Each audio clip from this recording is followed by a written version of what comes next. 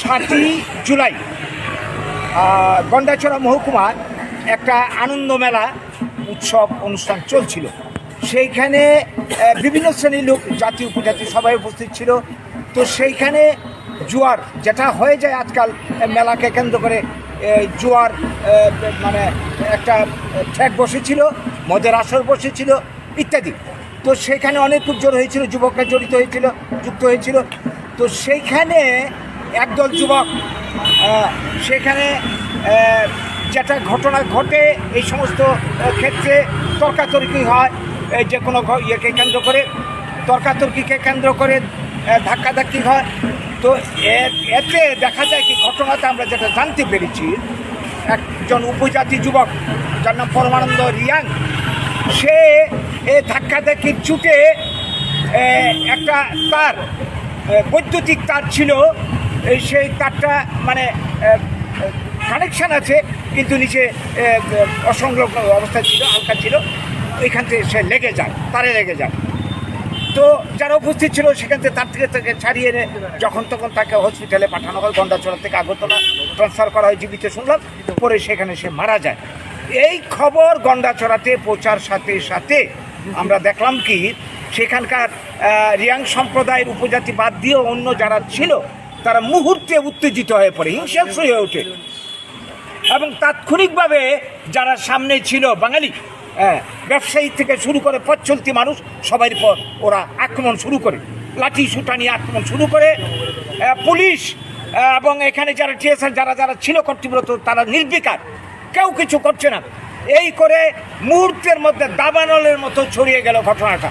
আপাতত কিছুটা শান্ত হওয়ার পর পরবর্তীকালে আমরা দেখলাম 12 তারিখে গোটা গন্ডাছড়া মহকুমা এলাকা জুড়ে সর্বত্র এরা বাড়িঘরে দোকানপাটে লুটতরা শুরু করে, দোকানের মধ্যে অগ্নিসংযোগ শুরু করে, বাড়িঘরে অগ্নিসংযোগ শুরু করে, রাস্তাঘাটে যাকে যেখানে পায় পিটাতে শুরু করে। এবং দেখা যায় কি, স্থানীয়দের যেটা অভিমত, যেটা এরা বলেছে যে স্থানীয় লোক বাদেও দেখা গেছে অচেনা অনেক ট্রাইবেল যুবক রয়েছে। পরে খোঁজ দিয়ে জানা গেল তাদের কারুর বাড়ি কী বলবো অমরপুর, কারুর বাড়ি অম্পি, কারুর বাড়ি আমবাসা ইত্যাদি বিভিন্ন অঞ্চলের। তাহলে এটা পরিষ্কার একটা সামান্য ঘটনা, এটাকে কেন্দ্র করে পরিকল্পিতভাবে সমস্ত এলাকা সংগঠিত করে এইভাবে সামিল হয়ে গোটা মহকুমাকে অবরুদ্ধ করে ফেলেছে। বাঙালিরা নিরাশ্রয়, তারা বাঁচতে পারে না, পুলিশকে খবর দিচ্ছে, সাংবাদিক বন্ধুদের খবর দিচ্ছে, প্রশাসনে উচ্চপদস্থ কর্মকর্তাদের খবর দিচ্ছে, কিন্তু তাদের পরিত্রাণে কেউ এগিয়ে আসছে না। ওরা তো নিরস্ত্র, কী করবে? রাতের অন্ধকারে জঙ্গলে গিয়ে কেউ আশ্রয় নিয়েছে, যে যেখানে পরে আশ্রয় নিয়েছে। এর মাঝখানে ক্ষতি যা হয়ে গেল, লক্ষ লক্ষ কোটি কোটি টাকার ক্ষতি হয়ে গেল। এরা এখন নিরাশ্রয়। আমরা খবরে জেনেছি এই পর্যন্ত আমাদের কাছে যতটা খবর, 50টা পরিবার মারাত্মকভাবে ক্ষতিগ্রস্ত, দোকানপাট সব শেষ হয়ে গেছে, লুটতরা ধ্বংস হয়ে গেছে। এখন তো মানে এরা এত অসহায় হয়েছে, এত ভয়ে তটস্থ হয়েছে যে গন্ডাছড়া ওরা আর থাকতে পারবে। এরাও হুঁশিয়ারি জারি করেছে যে গন্ডাছড়াতে কোনো বাঙালিকে আমরা থাকতে দেবো না, এডিসি এলাকায় কোনো বাঙালিকে থাকতে আমরা দেবো না। ওরা যাবে কোথায়? প্রশাসন নির্বিকার, যারা অপরাধ করছে। আজকে যদি বাঙালি এই ধরনের ঘটনা উপজাতির উপর করতো, কী অবস্থাটা হতো আমরা অনুমান করতে পারি সবাই। তাহলে এই যে দূষণ নীতি আমরা বাম আমল আমরা দেখেছি, সিপিএম আমল আমরা দেখেছি, যারা উগ্রপন্থী 80 জনের গণহত্যার নায়ক, তাদেরকে কীভাবে আত্মসমর্পণের মাধ্যমে বিভিন্ন সুবিধা সুযোগ পাইয়ে দিয়েছে। জুট আমল তাই দেখছি। বর্তমান যাদেরকে আমরা বিশ্বাস করে ক্ষমতা এনেছিলাম, এই বিজেপি আমাদের কল্যাণ করবে, মঙ্গল করবে, আজকে দেখছি তাদের আমল একই নীতি।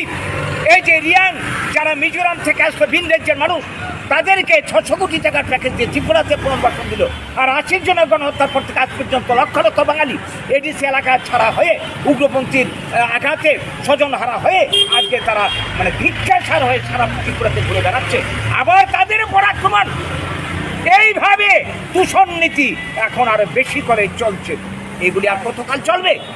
দেশভাগের বলি, স্বাধীনতার মূল হোতা বাঙালি, এই দেশের ভূমিপুত্র বাঙালি। এইভাবে আমরা কত আঘাত বারবার আমরা সহ্য করবো।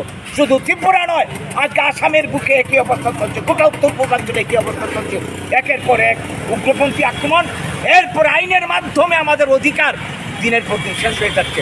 এইভাবে আর চলতে পারে না। এই যে আমাদের আজকের এই যে জাহাজ, আজকের যে বিক্ষোভ, আজকে আমরা 80 জুনের গণহত্যার পর থেকে সেই সময় থেকে আমরা আন্দোলন করে যাচ্ছি। এই সমস্যার সমাধান একমাত্র হতে পারে ভারতের বুকে আমাদের যেটা সাংবিধানিক অধিকার, এই সাংবিধানিক অধিকার আমরা প্রতিষ্ঠা চাই। আমরা কারোর দয়ার পাত্র নই বাঙালি, এই দেশে কারোর মানে কি বলবো সাহায্যের প্রার্থী নই।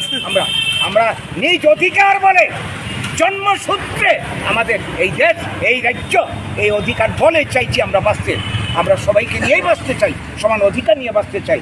এই বার্তাটুকু আজকে আপনাদের মাধ্যমে আমরা দিতে চাইছি। তার জন্য আমাদের এই সাংবাদিক সম্মেলন। নমস্কার।